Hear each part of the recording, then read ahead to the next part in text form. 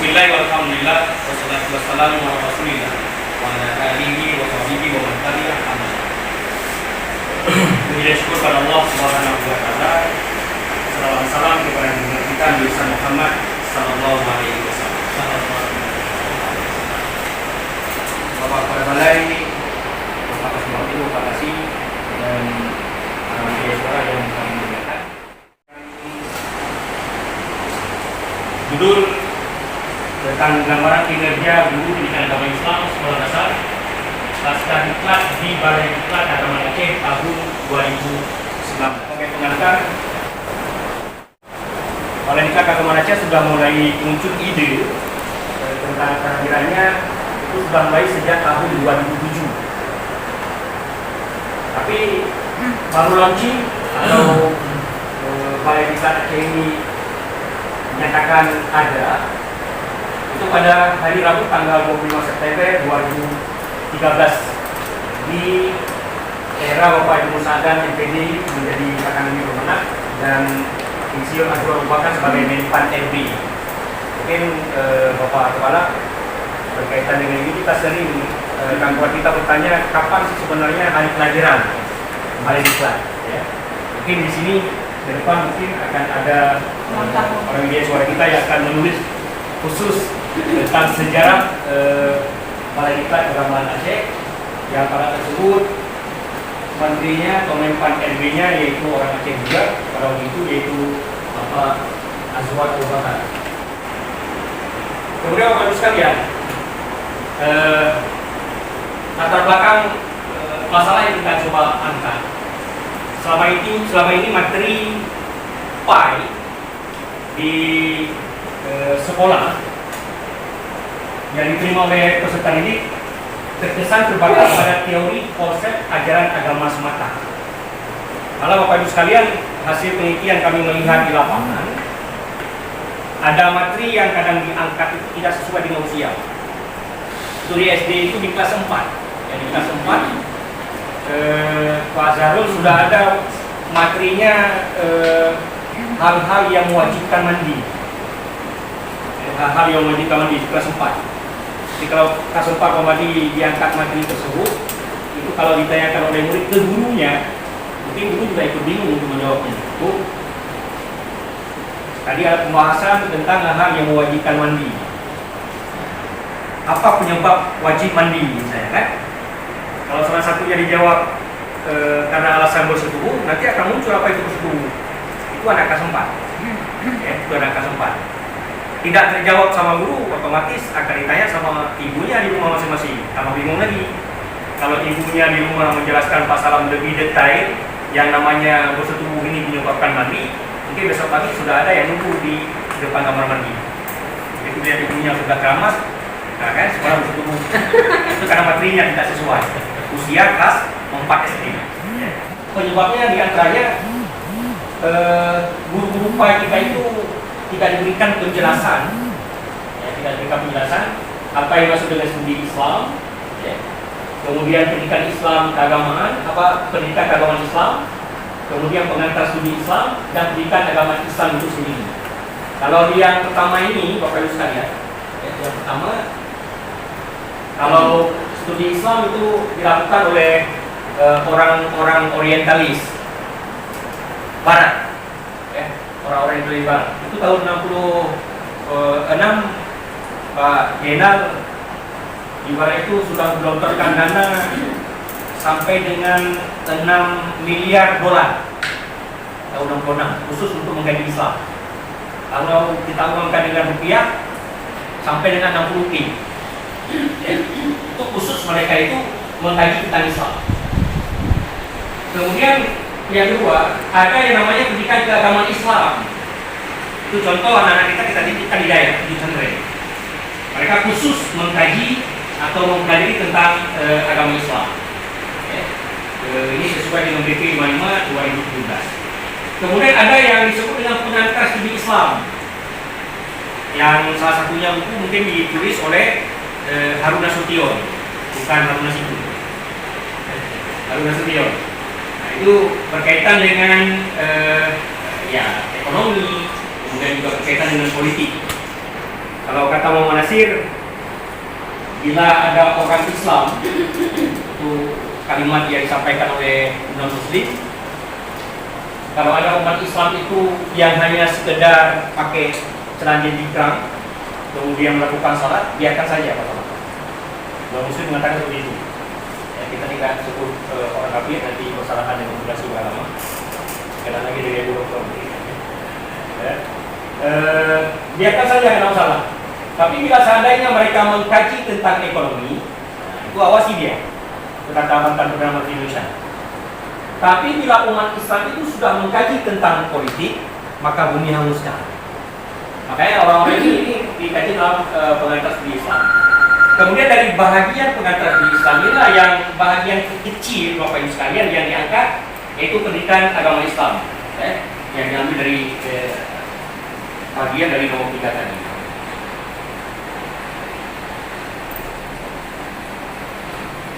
Nah, di sini sebenarnya ada banyak guru PAI yang kadang-kadang tidak tahu karakteristik pembelajaran PAI itu sendiri. Padahal karakteristik itu adalah membentuk siswa yang beriman, bertakwa, berakhlak mulia, salih dan salihah, tunduk dan patuh dengan menggunakan metode pendekatan seperti sufisti, keteladanan, dan kebiasaan sesuai dengan Quran surah Al-Hud 30, Az-Zariyat 56 atau Al-An'am 76. Ini sebenarnya yang harus dipahami oleh guru PAI ketika memberikan pelajaran kepada peserta didik. Nah, Bapak Ibu sekalian,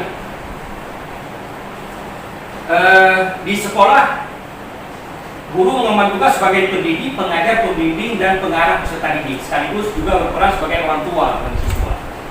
Nah, di sini kita akan sedikit bertanya kenapa di lembaga pendidikan itu ada yang Islam dengan pendidik dan juga ada Islam dengan pengajar.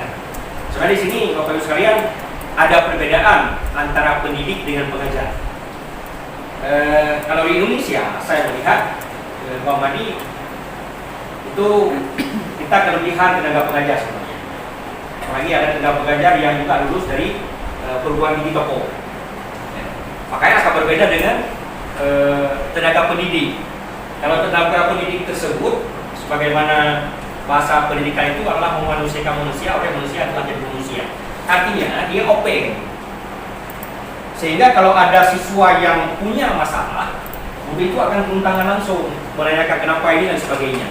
Tapi karena banyaknya pengajar, kadang-kadang kalau ada anak-anak yang berkelahi itu yang ditanyakan guru PAI. Kalau di madrasah ditanyakan guru tidak akhlak, orang guru tidak akhlak.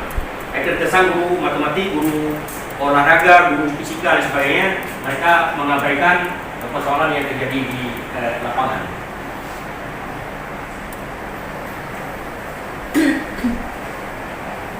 Bapak Ibu sekalian, untuk tingkat SD saya melihat untuk secara akademik itu guru-guru PAI di SD itu tidak perlu kita sanksikan lagi karena mereka rata-rata sudah punya S1, malah ada 1-2 orang yang sudah ke magisternya.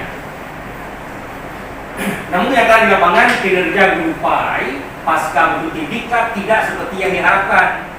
Masih ada sejumlah guru PAI serta bentuk diklat dilaksanakan oleh Bidik Aceh belum maksimal menerapkan ilmu yang didapatkan. Artinya ketika mereka itu pulang dari mengikuti diklat di Paralimpik ini.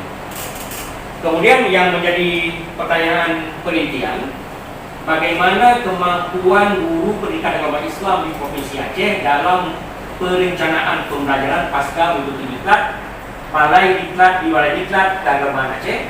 Kemudian bagaimana kemampuan guru pendidikan agama Islam Provinsi Aceh dalam pelaksanaan pembelajaran pasca mengikuti diklat di Balai Diklat Keagamaan Aceh. Kemudian bagaimana kemampuan guru pendidikan agama Islam Sekolah Dasar Provinsi Aceh dalam mengevaluasi pembelajaran pasca mengikuti diklat di Balai Diklat Keagamaan Aceh.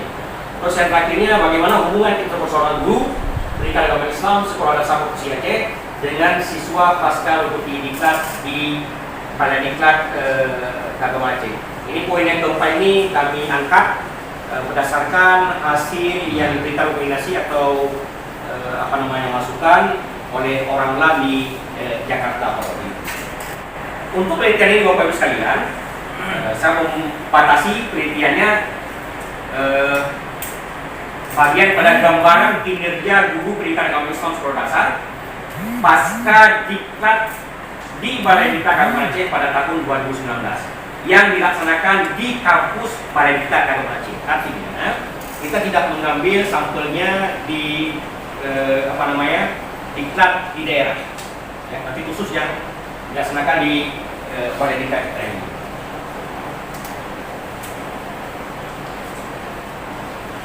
Manfaatnya Bapak Ibu sekalian sebagai substansi untuk pengembangan ilmu pengetahuan, kemudian sebagai bahan renungan bagi guru PAI SD, kemudian berikutnya sebagai bahan pertimbangan bagi pengambil kebijakan pembinaan guru tingkat khusus di Balai Diklat, kemudian sebagai salah satu pedoman bagi media suara yang mengajar di diklat yang kita bahas ini.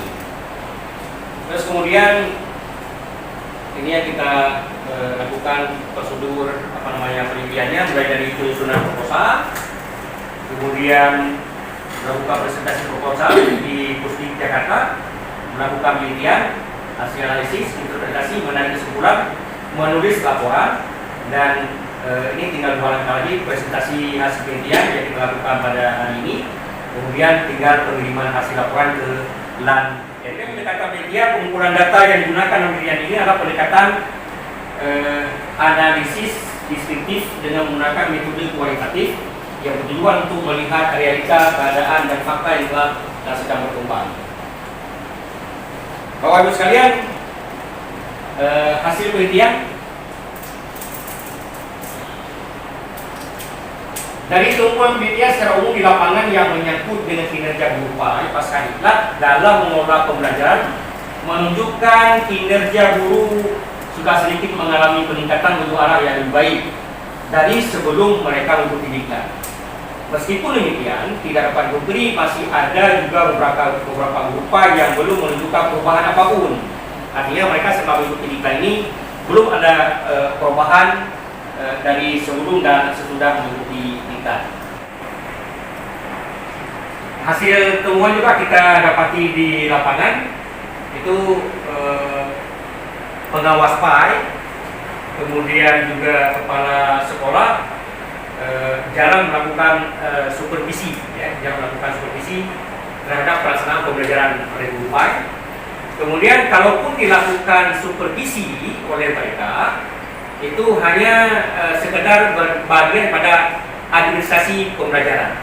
Kemudian yang sangat terjadi kesenjangan di lapangan terjadi adalah pengawas PAI dengan kepala sekolah dan guru berkaitan dengan K13 itu mungkin agak sedikit ini Pak Sony, perbedaan ilmu pengetahuannya, karena kebanyakan terjadi di lapangan ketika ada perubahan kurikulum. Itu biasanya yang diundang terlebih dahulu guru. Begitu juga dengan K13 ini, sementara pengawas dengan kepala madrasahnya atau kepala sekolahnya belakangan, sehingga itulah yang terjadi kesenjangan. Jadi kita ke depan mungkin bisa memberikan masukan ke bagian kemenang atau dinas dan sebagainya. Jika ada hal-hal yang baru, itu mestinya terlebih dahulu daripada pengawas, kemudian kepala sekolah, baru diikuti oleh guru, sehingga mereka bisa berbagi informasi di daerah. Terus kemudian Bapak Ibu sekalian, ini ada kinerja dalam perencanaan pembelajaran. Masih ada beberapa guru PAI yang belum mempersiapkan sendiri rencana pembelajaran, ya. Kemudian berikutnya juga ada bahan pembelajaran mereka atau perangkat pembelajaran mereka yang copy paste, artinya diupahkan ke orang atau mungkin diambil di internet. Kemudian dari kinerja, masih ada guru PAI yang mengajar dengan menggunakan metode konvensional, dan jarang sekali kita melihat guru-guru PAI di tingkat SD itu yang menggunakan metode yang selain pada metode ceramah. Apalagi kalau di tingkat sekolah dasar itu, Pak Salam, lab PAI itu sama sekali mungkin nggak ada, ya, lab PAI. Jadi kalau mengajar atau kita mengajar anak-anak tentang bagaimana memandikan jenazah, ya mungkin sekedar mereka hafal. Semestinya PA itu juga harus ada labnya. Jadi di bawah anak-anak bagaimana mengurus jenazah yang sebenarnya. Jadi ada langsung pengetahuan. Kemudian guru yang mendekati usia pensiun juga menggunakan metode konvensional ini. Dan mana di antara mereka lebih fokus ke gapteknya tingkat tinggi.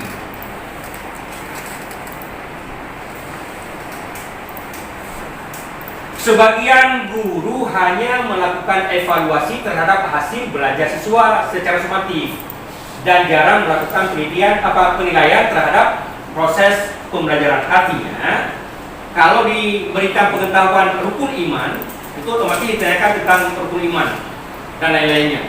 Tapi terhadap proses pembelajaran mereka, terhadap sikap, akhlak, moral, itu jarang sekali dilakukan penilaian. Penilaian yang dilakukan selama ini hanya terbatas pada aspek kognitif, tanpa benar-benar memperhatikan atau menilai perkembangan hasil belajar dari segi afektif atau psikomotorik. Terus kemudian Bapak Ibu sekalian, yang terakhir, hubungan interpersonal guru dan siswa. Ini sengaja sebelumnya ketika kami buat proposal tidak ada pembahasan tentang hubungan interpersonal guru dan siswa, tapi orang LAN Jakarta meminta kepada kami untuk menambah tentang bagian ini, hubungan interpersonal guru dan siswa. Sehingga kita dapatkan di lapangan, Bapak Ibu sekalian, ada siswa yang merasa komunikasi dengan guru tidak begitu lancar karena kesibukan dan rutinitas guru yang begitu padat. Jadi barangkali karena guru itu banyak menangani hal-hal administrasi di lapangan, sehingga komunikasi itu mandek dengan siswanya. Ada pula siswa yang merasa komunikasinya dengan beberapa guru tidak begitu akrab karena guru tersebut dirasa kaku ketika berkomunikasi dengan siswa. Dan yang berikutnya, berdasarkan hasil penelitian, penulis merasa komunikasi interpersonal yang dilakukan antara guru dan siswa perlu ditingkatkan kualitas, seperti kualitasnya, baik secara diadik ataupun kelompok kecil. Artinya ini bimbingan guru SD, Pak SD kepada siswa harus lebih ditingkatkan lagi. Dan yang terakhir, Bapak Ibu sekalian, berkaitan dengan saran ini, saran yang kita buat di sana, kita sampaikan bahwa diharapkan guru dapat menyadari bahwa perencanaan pembelajaran merupakan salah satu bentuk pertanggungjawaban moral. Kemudian hendaknya berupaya menggunakan strategi pembelajaran yang bervariasi. Kemudian hakikat evaluasi memegang peran yang penting, sangat menentukan terhadap keberhasilan peserta didik. Dan yang terakhir, hubungan interpersonal dengan siswa hendaknya terus ditingkatkan. Ini paparan hasil yang kami buat di dalam bentuk slide ini, dan yang lainnya sudah kami tuangkan dalam bentuk laporan tertulis. Ya, insya Allah setelah paparan pada hari ini, kita akan mengirim tugas akhir kita itu untuk disampaikan ke LAN Jakarta, insya Allah dalam beberapa waktu ini.